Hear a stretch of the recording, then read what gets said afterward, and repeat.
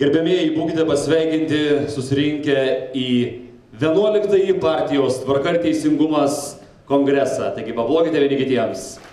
Šeštadienį sostinėje buvo surengtas 11-asis partijos Tvarka ir Teisingumas kongresas. Renginį partijos dalyviai bei svečiai pradėjo Lietuvos bei partijos himnais.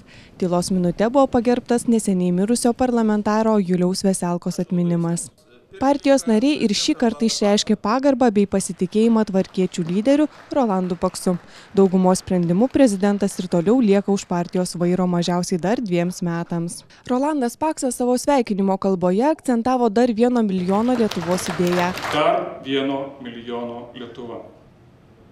Nebijau pasakyti to žodžio, dar 1 milijono Lietuva. Pasak prezidento, privalome padaryti taip, kad per 14 metų valstybėje būtų pakankamai dvasinio intelekto bei būtinas dirbančiųjų kiekis, užtikrinantis gerovės valstybės kūrimą. 11-ojo tvarkiečių forumo metu taip pat perrinkta ir partijos valdyba, patvirtinti kandidatai į Seimą vienmandatėse Biržų Kupiškio, Zarasų Visagino ir Ukmergės apygardose. Biržų Kupiškio apygardoje kandidatu į Seimą išrinktas Vytautas Galvonas. Zarasų Visagino apygardoje bus iškelta Algimanto Dumbravos kandidatūra. Ukmergėje kandidatuos Dailis Alfonsas Barakauskas. Partijos forume dalyvavo daugiau nei 800 delegatų, atstovavusių daugiau nei 17 000 partijos narių iš visos Lietuvos. Pasveikinti renginio atvykęs ministras pirmininkas Lietuvos socialdemokratų partijos lyderis Algirdas Butkevičius juokavo, iki šiol manęs, jog tik socialdemokratai gali pasigirti tokią aktyvių partiečių gausą. Tačiau po tvarkiečių kongreso ministras pirmininkas pakeis savo požiūrį. Aš anksčiau galvodavau, kad tiek daug susirenka žmonių suvažiavimą, kada vyksta socialdemokratų partijos suvažiavimas.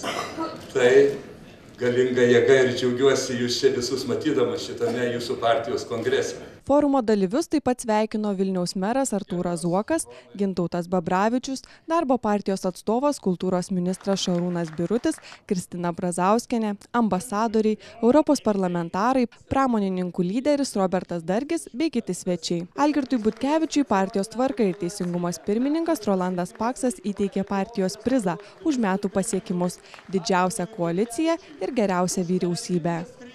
Spalio mėnesį vykusiuose Seimo rinkimuose partija Tvarka ir Teisingumas, vėl tapusi parlamentinė, gavo 11 Seimo mandatų ir 2012-2016 metų kadencijos Seime dirba valdančiojoje daugumoje.